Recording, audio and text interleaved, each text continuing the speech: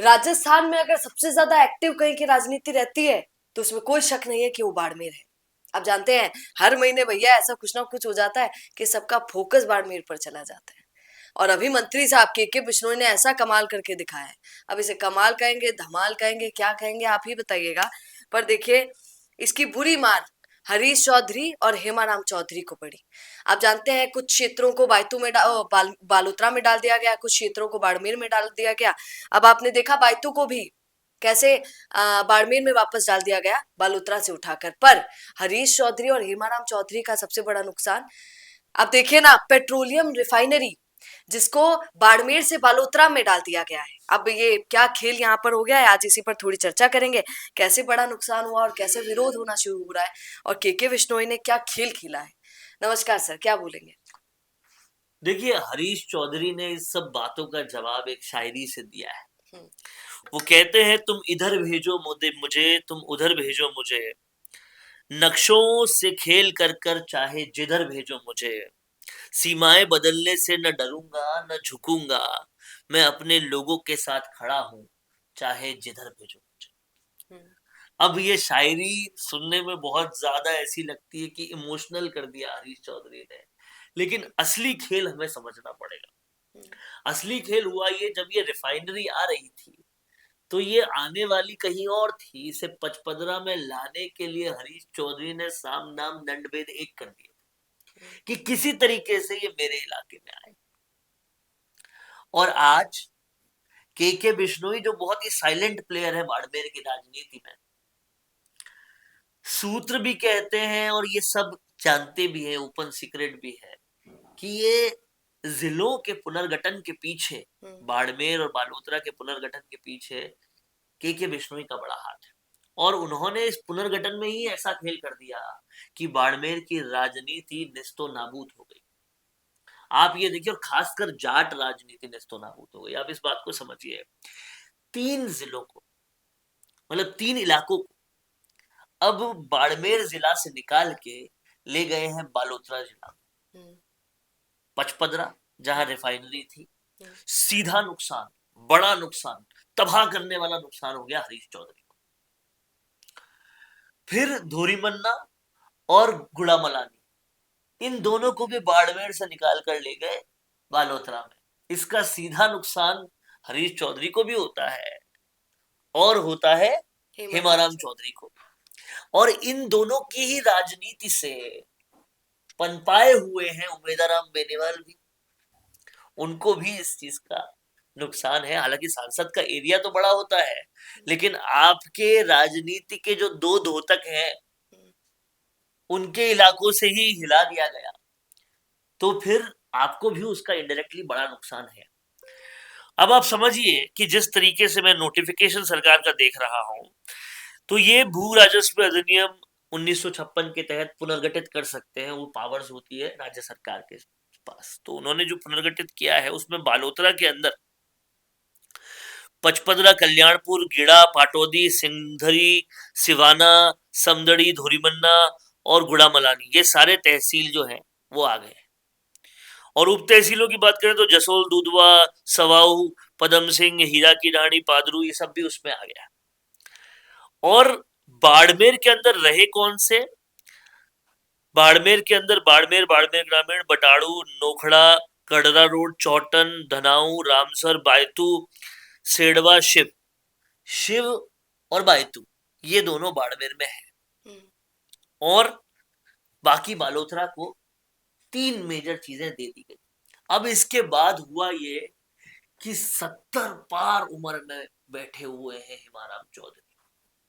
आप सोचिए कितना बड़ा धक्का लगा है कि 70 पार उम्र में होने के बावजूद और इतनी जबरदस्त ठंड होने के बावजूद हेमाराम चौधरी धरने पर बैठ चुके हैं खुले में, कंबल लेकर, और रात्रि भी वही बिता रहे हैं।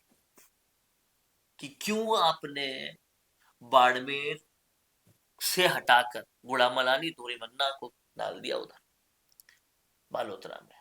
कहना यह है, धरने के पीछे लॉजिक ये है कि इससे जनता को नुकसान होगा, उन्हें अपने काम कराने के लिए बहुत दूर जाना पड़ेगा।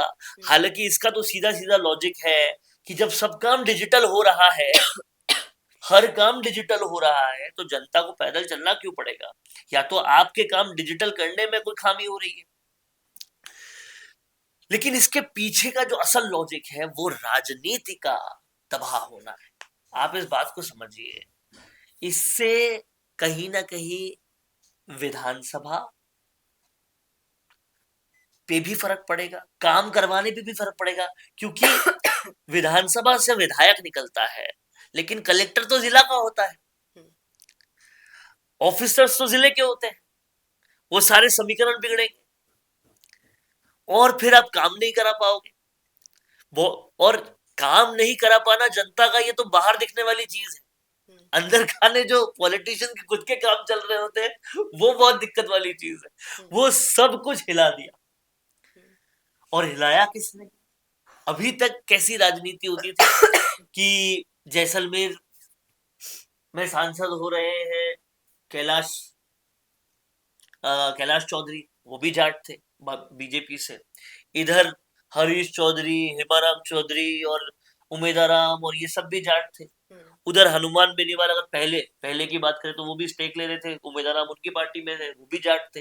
तो सब कुछ जाट जाट के बीच में ही चल रहा था। फिर रविंद्र सिंह भाटी आए जो राजपूत थे, लेकिन यहाँ फिर जाट बनाम राजपूत होना कहीं कहीं पर शुरू हुआ। लेकिन इन सब में खेल कर गया बिश्नोई, के बिश्नोई। और उन्होंने इस तरह से नोटिफिकेशन करा और इस तरह से पुनर्गठन का खेल किया कि सबके इलाके ही इधर उधर हो गए। अब हो ये रहा है कि हरीश चौधरी से लेकर हेमाराम चौधरी पूरी तरीके से जनता को लेकर प्रोटेस्ट करने पर लगे हुए हैं और कोशिश ये है कि सरकार इस पे पुनर्विचार करे। आप ये समझिए कि एक तो बाड़मेर की राजनीति बहुत बड़ा इफेक्ट डालती है पूरे राजस्थान पर, और दूसरा ये बाड़मेर आता कहाँ है? बाड़मेर आता है मारवाड़ में। मारवाड़ से कौन आता है? पूर्व मुख्यमंत्री अशोक गहलोत भी आते हैं। तो कांग्रेस को जिसने सबसे ज्यादा पकड़ दी उन इलाकों में से एक है बाड़मेर भी और पूरा मारवाड़ भी। आप वहीं की सियासत को पूरा हिला दिए। सरकार के 2 साल हुए हैं और सरकार ने ये स्ट्रोक खेला है। कांग्रेस जो ऑलरेडी कुछ हद तक तबाह हो चुकी थी उसको और तबाह करने के लिए अब देखना ये होगा कि इसका किस तरह से विरोध करते हैं। और अगर इसका विरोध जो कि शुरू हो चुका है बाड़मेर में, हेमाराम चौधरी कर रहे हैं, हरीश चौधरी किसी किसी तरीके से कर रहे हैं, अगर इसको भरसक रूप से ले जाते हैं तो एक नैरेटिव और बनेगा कि एसआई भर्ती के साथ जो हो रहा था तब तुम विरोध में आए नहीं, राजस्थान के साथ और बड़े मुद्दे हुए, झालावाड़ की स्कूल भरभरा कर गिर गई, तब तुम विरोध में आए नहीं। और तुम विरोध में कब आते हो? या तो जब राहुल गांधी, रॉबर्ट वाड्रा पे कुछ होता है तब, या वोट चोरी और होती या है। फिर वोट चोरी का मुद्दा बिहार से लाया गया था।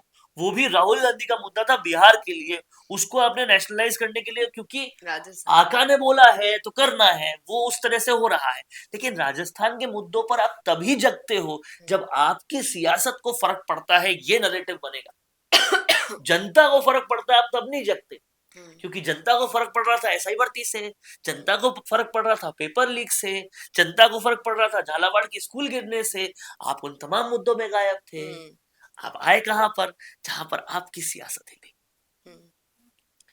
ये हो रहा है। सरासर आरोप लगा रहे हैं सर आप। नहीं, आरोप लगेगा। अगर इस मामले को बड़ा करते हैं तो ये आरोप लगेगा, बिल्कुल लगेगा। अब हेमाराम चौधरी धरने पर बैठे हुए हैं और भरी सर्दी में बैठे हुए हैं। जनता के साथ जब कुठाराघात हो रहे थे तब आपको धरने देने की नहीं सोची थी। तो सर आपने हेमाराम चौधरी और हरीश चौधरी के लिए तो कह दिया, क्या के विष्णु वो खुद दूध से धुले हुए हैं क्या? देखिए, दूध से धुले हुए तो बिल्कुल भी नहीं। राजनीति तो वो कर रहे हैं, बिल्कुल सही बात है, पुनर्गठन कर रहे हैं। लेकिन आप ये देखिए, जिले तो कांग्रेस ने भी बनाए थे, जिले इन्होंने भी बनाए। शक्तियां जब सरकार की होती है तो करते हैं, वो काम ही कर रहे हैं। राजनीति तो 100% हो रही है, इसमें कोई दो राय है नहीं। लेकिन उस राजनीति पर अगर ये रिएक्ट करेंगे ज्यादा तो भाजपा क्या नैरेटिव बनाएगी वो मैं बता रहा हूं। सबसे बड़ा नैरेटिव कौन बनाएगा? हनुमान बेनीवाल, वो मैं बता रहा हूं।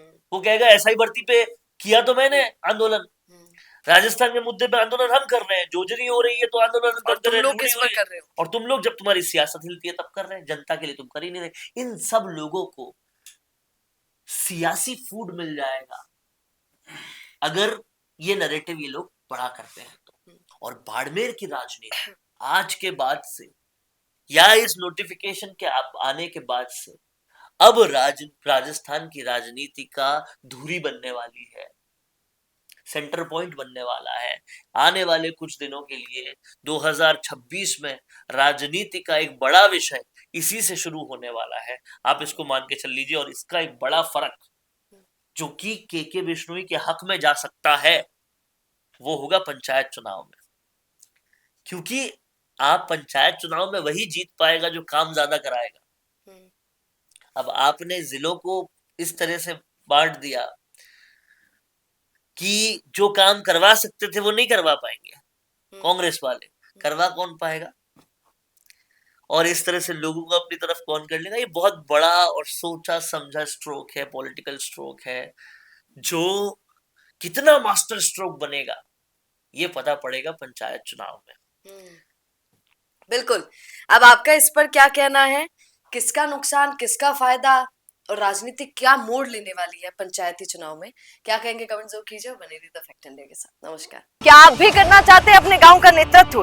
आपका अपने गांव के लिए विकास का विजन क्या है? पंचायत में आपके होने से बदल सकती है आपके गांव की तस्वीर। तो आज ही अपने गांव की बात कीजिए द फैक्ट इंडिया के साथ। व्हाट्सएप कीजिए इस नंबर पर।